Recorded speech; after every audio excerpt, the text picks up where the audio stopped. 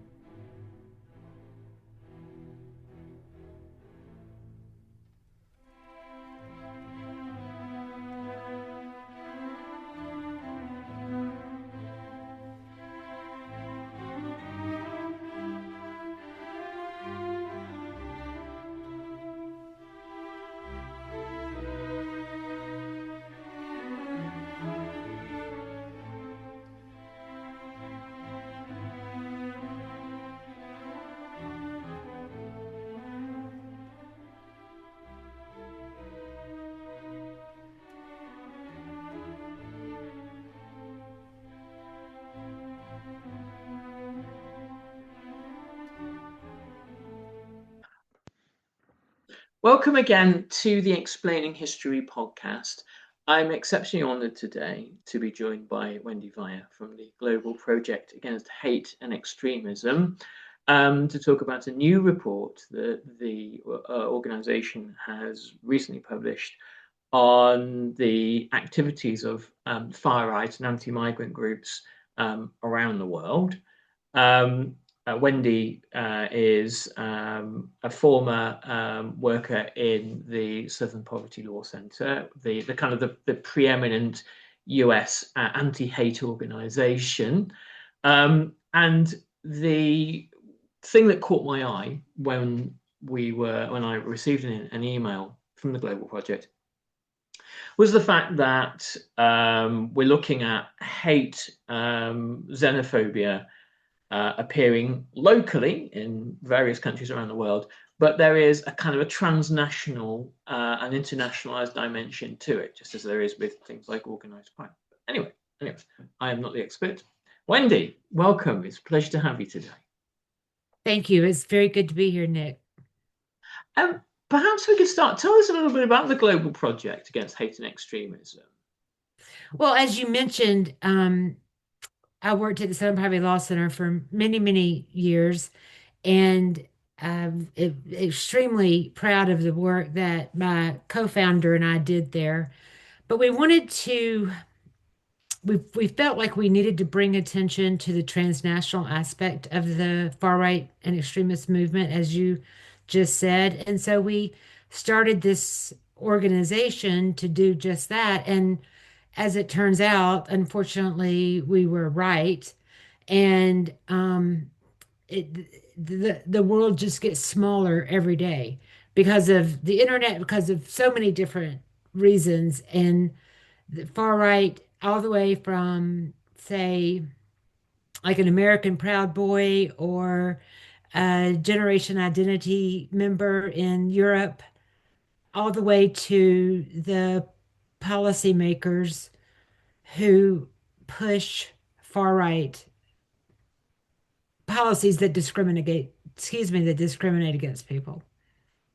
With the kind of the intellectual framework of these groups, if you could rewind about, say, 30 or 40 years and you were to find a far right group in Great Britain, they draw directly from Mein Kampf, from literal readings of Nazism. Just as, say, for example, I think hate groups in America, the Ku Klux Klan, draw heavily from that and from other kind of sort of racialized ideas from the kind of the segregation era.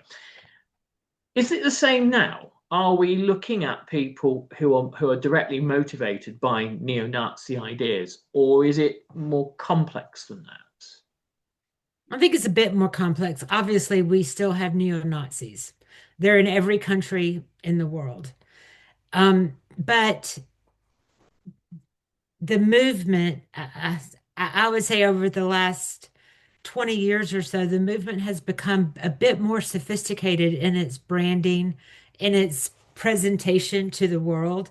And so you're not necessarily going to hear them say, some of them, specific Nazi phrases or refer to Mein Kampf or things like that. They will couch it as it's happening in Europe right now as protecting our culture, protecting our families, that kind of thing. So have people's thoughts changed? I don't think so, No. but they are much more sophisticated in the presentation of it. Yeah. And with the growth of far right, with the mainstreaming of far right ideas in the United States, in Europe, Latin America, it becomes less of a challenge for them to present themselves as somebody who is a deep thinker, who's really thinking about how we're going to make progress and change the world. When in fact, they're just run of the mill white supremacists. And that element of thought, the idea that there are thinkers, is part of the process of mainstreaming fascist ideas.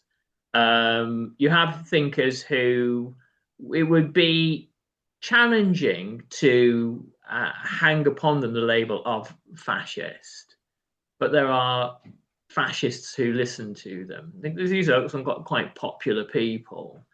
And they speak in broadly culturally reactionary terms. I mean, the one that springs to mind, who I don't consider to be a fascist, would be Jordan Peterson, but I think fascists read him, and I think that he and a kind of a whole constellation of thinkers and writers. I mean, I'm loath to go to use the word thinker too broadly, but offer kind of cover to all sorts of unspoken reactionary ideas, and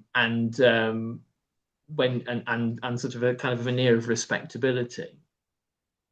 Yes, that's exactly right. And it is also over the last 20 years, I would actually say over the last 10 years, and I do lay a lot of this at Trump's feet and his cronies. It has been much easier to mainstream and normalize these ideas. You have books being written about the Great Replacement conspiracy theory, and I don't mean Renaud Camus, who wrote the first one. I'm talking about all the people after who have picked up his ideas and present it as a true sort of uh, challenge to the world, in that cultures are being destroyed. What they really mean is that people of European descent, white people, are being replaced. It is a conspiracy theory. Yeah. With no question about it. But when you start having particularly politicians pick up on this and use it as part of their platform, it becomes fact. It becomes something that voters have to weigh, which is astonishing. There's a kind of a story in modern British political history around the Conservative Party, the party of the centre to kind of radical economic right, most successful up until recently, and it's kind of dying now, but the most successful British political party in the last 150, 200 years, and their relationship with the far right. So if you look at the late 1960s, the towering figure of the British far right is Enoch Powell, this kind of polymath statesman figure, but racist, imperialist, wanted to reverse immigration. Makes this infamous speech in 1968, "Rivers of Blood." There will, the country will descend into violent anarchy, and he said, the Negro will hold the whip hand over the white man, and all this kind of horrible stuff. The sort of centre-right Prime Minister at the time, Edward Heath, kicks him out. No, he wasn't Prime Minister, he was Leader of the Opposition and later Prime Minister, kicks him out of the party.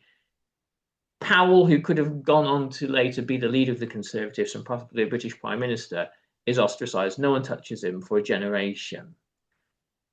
Fast forward to now, and you have, in the dying days of the Conservative Party, the Conservatives articulating these very views, and actually some saying, we misjudged Powell and we should bring him back. Well, rehabilitate him. We should kind of embrace his ideas. And you start to see in some of the kind of the balmier moments of the last 5 years, particularly with Liz Truss, our Prime Minister, who lasted for 47 days, overtures to the far right, literally to the street thugs. We had a British Home Secretary who, when Palestine, when on Remembrance Sunday, the national kind of remembrance day for the fallen of world wars, when you had protests against the Gaza and genocide, the genocide in Gaza, sorry, the genocide Gaza and genocide. You had her dog whistling to neo-Nazis, essentially to take to the streets to fight it out with protesters so that the protests could be banned. And you think, how do we account for that direction of travel? And I think that there are versions of this around the world where I think perhaps there's a version of this in America where the kind of like this, the conservative establishment that was right wing on certain things, but didn't necessarily touch openly fascist ideas, has decayed, and that's a real mystery to me as to why that's happened. Well, I think that it has. I mean, the point you make is extremely important because it doesn't just happen in Britain or in the United States. It is happening everywhere, and immigration is the primary motivator for it. We have moved from reasonable debate on productive immigration policy to they are the enemy. Yeah. And that has happened everywhere. And you're right, conservative or more conservative people, conservative with a little c, I say it that way, would never. I mean, the idea that you would equate a person with a bug or that you would equate a person with disease simply because of where they come from or lesser intelligence or more criminal. It was an anathema across the world. And again, there has always been a far right movement. And they've always been active, but not recognized. Yeah. In the last 10 years or so, we are seeing much more recognition of it. There has, switch gears a little bit, there has been a shift to what people call, more cultural concerns. But immigration is at the heart of it. Yeah. In the United States, for example, I know that when Trump announced his first presidential campaign and came down the escalator and said Mexicans are rapists. Yeah. And it didn't kill his campaign immediately. No. That was kind of a watershed moment. And now what happens is you have he and his cronies, his regime is how I refer to it, has such a stranglehold on the Republican Party that they either decide to agree with him or they refuse to stand up to him. And and so of course I think if you're not willing to stand up to them, then you have no backbone and should, we should question whether or not you should be in office.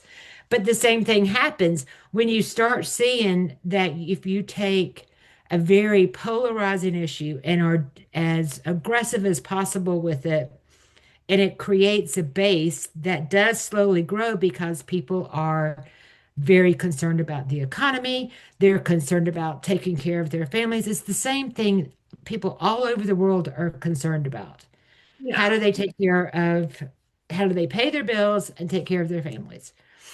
And you see that start to grow, particularly in times of economic uncertainty.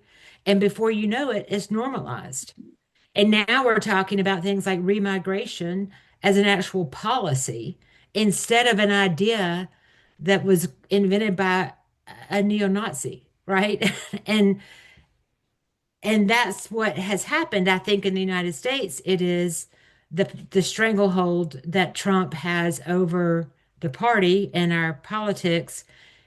And I think that leaders in Latin America and in Europe, many took cues from him, especially when he was, reelected, Yeah. because they had been normalized. And America's, the most powerful country. And why wouldn't you want to associate yourself with the president of the United States? But it is my sincere hope and opinion that we are seeing some rejection of that, as evidenced by the elections in Hungary.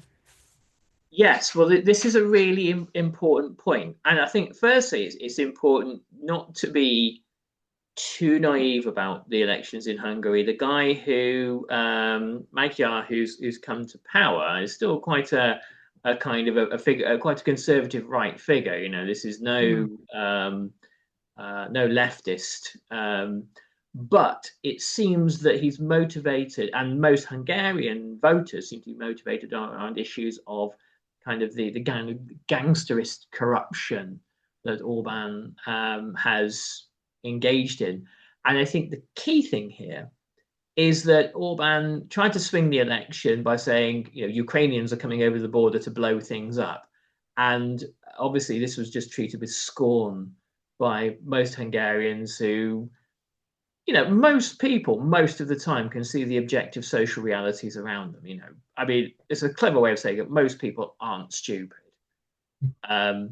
Sometimes it can be quite attractive to join in the demonization of a minority group, and there are various accounts I've read of fascism, particularly sort of Italian and German fascism, where people say, "Yeah, no, it was great fun." During the kind of the pre-war years, it was a lot of fun and it was exciting and dynamic. And there is that kind of appeal to things. But I think the Orban realization there seems to me about people thinking, "Oh, come off it, man." If he delivered economically, which I believe he hasn't done, then perhaps that would have swung it for him. But the lies just must have been laughable. Yeah, I think you're absolutely right. Corruption and serious economic problems in Hungary are, of course, the driver.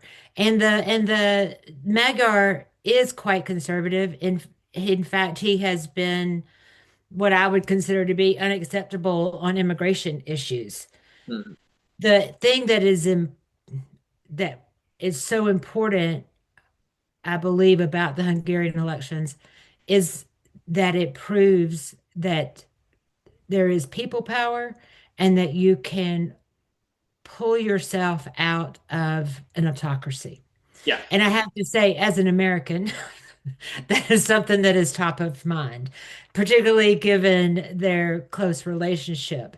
But then you have parties like AfD, or Alternative for Germany, who, you know, 5 years ago when we first started covering them, were pariahs, Mhm.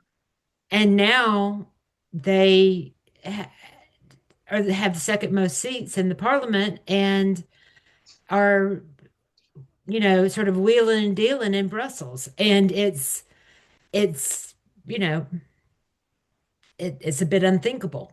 But this is where it is. Once people identify where the power is, you're going to have Yeah. those that will walk right into it. And regardless of who it hurts and whether or not it's supports democracies. Um, so anyway, that's why, I mean, and Europe and Britain have been pulled to the right. Mhm. And I think I wouldn't say irreversibly, but I would certainly say for the next 10 years. They have been pulled to the right on certain issues, Yeah. particularly immigration. And and with that comes the white nationalism. Mhm. And so it is going to be, it's going to be a long road to moving back. There was a glimmer of hope here. I doubt it's been reported very much around the world, but it was big news here in a couple of months ago. A by-election that was meant to be essentially a shoe-in for the Reform Party was won by the Green Party in a seat. I mean, the Green Party are the outsiders of the outsiders, really, in terms of British politics. But it was run on an explicitly anti-racist platform.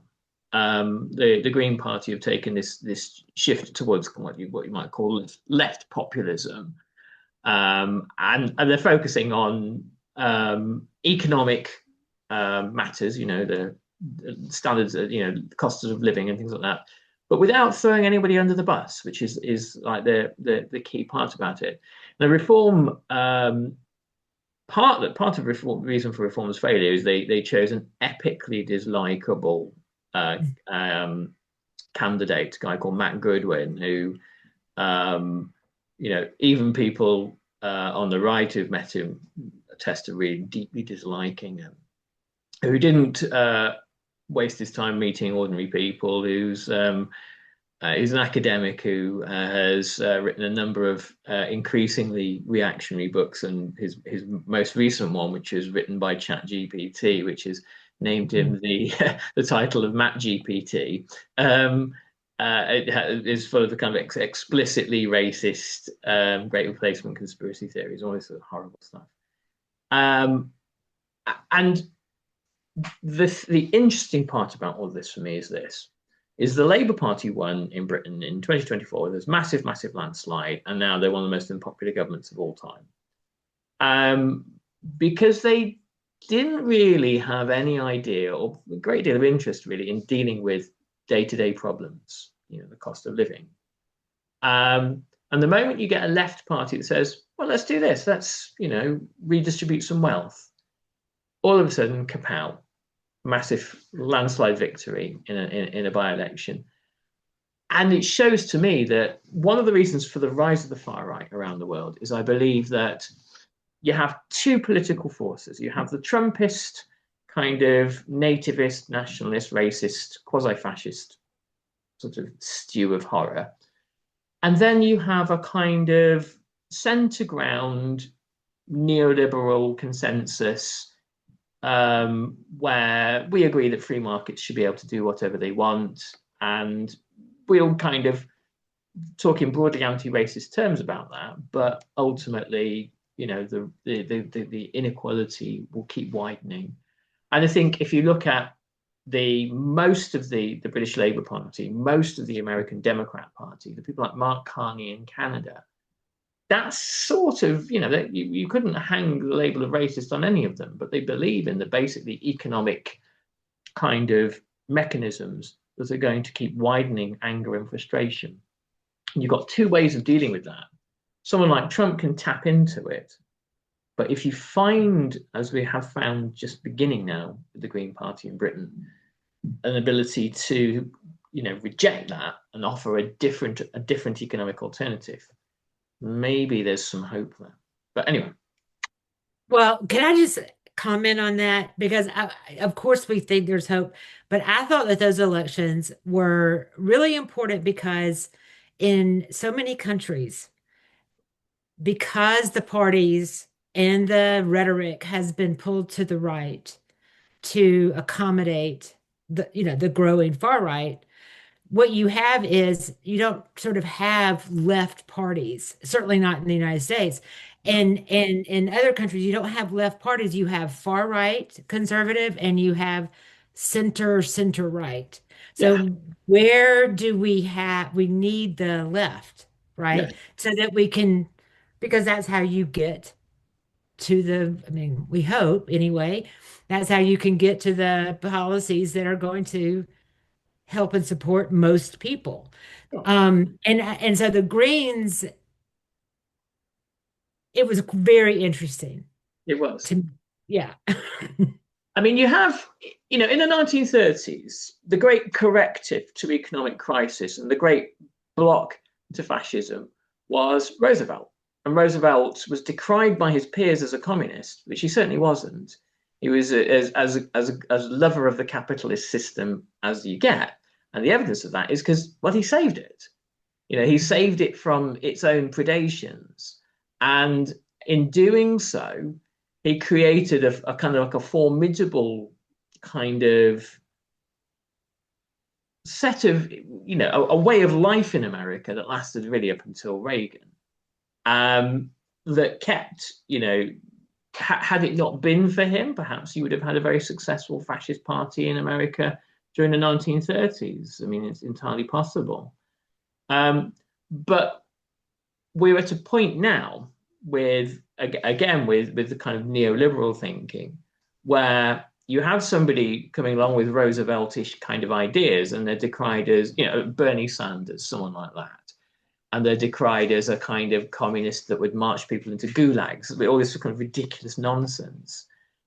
And so that leaves the field open for fascist voices, which is exactly what kind of Roosevelt feared that you might get. Mm-hmm. I think that is absolutely true. But one thing that people, I mean, it might be a bit of a digression, but the way that Roosevelt got all of his policies, got the legislation through, enacted his ideas, was because he was as tough as he could be, and he wielded his power. Mm. And so we we have to remember that you can support the people of your country or as a leader or of the world. He knew that we also needed this global outlook, right, after the war. But you have to be as determined and as willing to do what it takes as people are willing to harm others, if that makes sense. I know it's a bit of a controversial thing, it's in some places to say, well, the left, the progressives, the Democrats, whichever party it is, they've got to wield their power. Yeah. And otherwise, you are going to constantly be fighting this battle of the slipping into the far right. Yeah, absolutely, absolutely. And I think I think it's far from controversial. I think it's self-evident that. Well, okay, I'm sorry. Yes, you would think that, but in terms of um, what. This NBA season, every shot you take with Fanatic Sportsbook puts points on the board. Earn up to 10% fan cash on your bets, win or lose. So even if your bet misses, you're still scoring fan cash, which unlocks exclusive rewards like authentic apparel, game tickets, and meeting legends at Fanatic's events. Make the switch and turn every bet into a bucket with Fanatic Sportsbook. Winning hits different here. Must be 21 plus. Gambling problem? Call 1-800-GAMBLER or 1-800-522-4700. MD, visit mdgamblinghelp.org. Offer not available in all states. Terms apply. See Fanatic Sportsbook app. No two businesses run the same, so banking for your business shouldn't be one size fits all. That's why Atlantic Union Bank offers knowledgeable guidance and tailored solutions designed around your goals. Whether you're managing cash flow, moving money, or protecting your business from fraud, we make banking for your business both personal and easy. Call, visit us online at atlanticunionbank.com, or stop by one of our local branches today. Atlantic Union Bank. Any way you bank.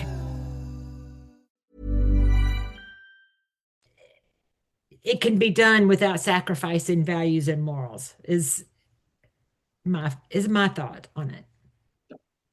Now, the report talks about kind of a rise of vigilantism. And you have people across, I think, in various European countries now taking to the streets almost as their own self-appointed kind of immigration, or sort of even kind of racialized police or militias. And it seems I'm always wary of things where you think, oh, that's happening in Sweden, Hungary, Slovakia, France, and Britain all at once. That's interesting, isn't it? My suspicion is it's that there's a kind of a centralizing organized initiative here. I mean, is that your view from the research you've done? Well, I wouldn't say that there is a centralization among all the street groups and the vigilantes, globally, or even in European, or even in Europe or the United States. What there is a lot of communication and a lot of learning from each other. Right. And that is what some of the more prominent or the larger groups want. They want to spread their message because they see how it is being normalized, throughout the world. And one thing we should know is that we always have peaks and valleys of vigilantism, and it's often related to politics and all the same issues that we've talked about. And it's in every country. It's not new. It is just whether or not it is more active. Yeah. Being racist is not a new concept in the history of man, right? It is just simply how is it enacted as a policy and how is it accepted? And so racism, I would say globally, particularly towards immigrants of color, has become more normalized than it was. And when you have your political figures, when you have the people who are promising you that they're going to make things better, constantly telling you that this is the enemy, we're going to take care of the enemy, then I've heard these folks describe themselves as being patriotic. They're helping the government, they're helping their communities by policing what they consider to be the enemy.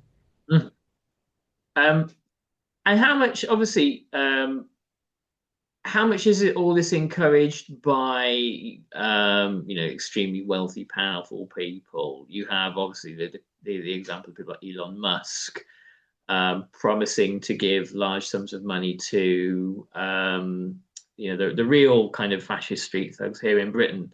For him, the Reform Party are kind of sort of weak-willed liberals as far as he's concerned. He's more keen on your kind of standard variety of old-fashioned neo-Nazi walking the streets here. Are these people, these kind of extremely wealthy elite promoters of hate, as pivotal to the conversation as we've led to believe, or not? What do you think? I believe they are. Now, not all of them. It depends, but Elon Musk in particular has been pivotal. He has garnered the loyalty or the support, particularly of young men. And that is problematic because young men are also the demographic that gets involved in far right extremism or have these ultra conservative views. And when you look at somebody who has this image of having created himself to be the most or the wealthiest person in the world, I don't even know how many billions it is, but he's done it himself and he has these ideas. Well, you know, your 30-year-old down the street wants to be a billionaire too. So he is going to take on or be willing to accept the things that Elon Musk is saying. I think that Elon Musk at this point is just sort of a scourge on the on society globally. And I think it does make a big difference because when you have people in power, when you have people who are supposed to be respected simply for their positions that say they're elected positions, they have an impact.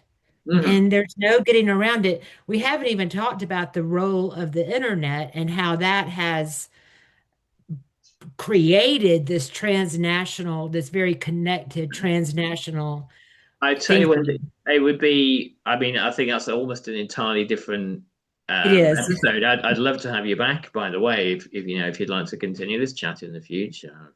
Yes, I would. And because I have a lot to say about There is that. a lot to say. There's a lot to say. Whereas for somebody listening here, and they have quite a dark view of the future, somebody listening who is anti-racist and wants to grow up in a society that's tolerant and pluralistic, where caring for people is the kind of the dominant ethos. Where's the hope? I think we need to leave people with at least some of that, don't we? Well, this is where I get hope because I do this. This is a tough job, right? But it's so important because there is hope, there is possibility. And one of the things that I think is should instill hope in everybody is the fact that by and large people are decent. That is the fact. And it's always the extreme who get the most attention. And when we talk later, the internet helps them do that in this day and age. So by and large, people are decent. So we have hope in that. We have hope in the fact that, and specifically in some of the European elections, the far right has not made the gains or continued to make the gains that they thought they were going to. Um, and I think that that is a pattern. In the United States, the none, I shouldn't say none, but most of the sort of hotly contested races that, sort of they're off cycle have been lost by the extreme right candidate. And and given the current political and global climate, the fact that countries, even African countries, are standing up to Trump Yeah. and his allies, his European allies and Latin American allies, they're standing up and saying, no, you're not going to take the sovereignty of our nation away from us, and you are not going to tell our people how to live. It's all extremely hopeful. We have to balance that, of course, with the things that don't go so well, but there's progress. Well, I'll leave on a famous quote. The kind of the veteran British socialist MP Tony Benn, he said that the struggle is never fully won, but it's also never fully lost either. So toughen up, and that's what he said. So I'll hang on to that. before we go, I'm going to post a link to the Global Project Against Hate and Extremism below, globalextremism.org. They do extremely important work. There are some great resources on the website, but also you can donate as well. If you've been inspired today, please visit and donate and give it your support, because it's essential, vital, important work. We almost support in whatever way that we can. Wendy, it was just a delight to talk with you today, and I do hope that this is the first of many conversations. Thank you. I enjoyed it very much. Thank you for having me. I'll leave you there. Take good care, and we shall speak soon.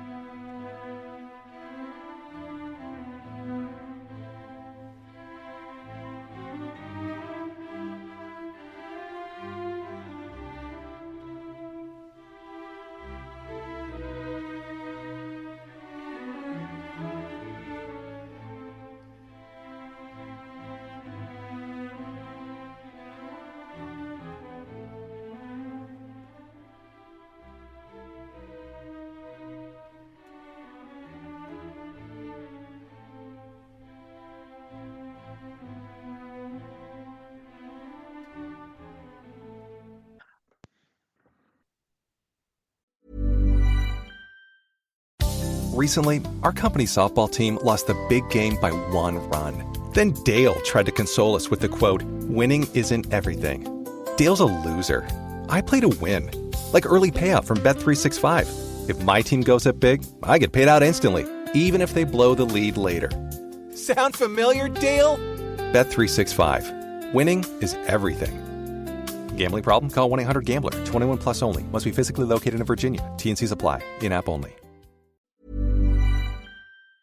Thank you for listening to this episode of Explaining History. This podcast is an independent production, and it's listener support that keeps these conversations going week after week. If you find value in the show and want to help cover the costs of research and production, please consider making a contribution. You can join our community on Patreon or make a one-off donation.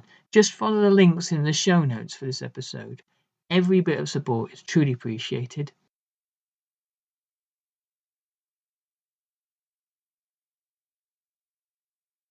Thanks again for listening.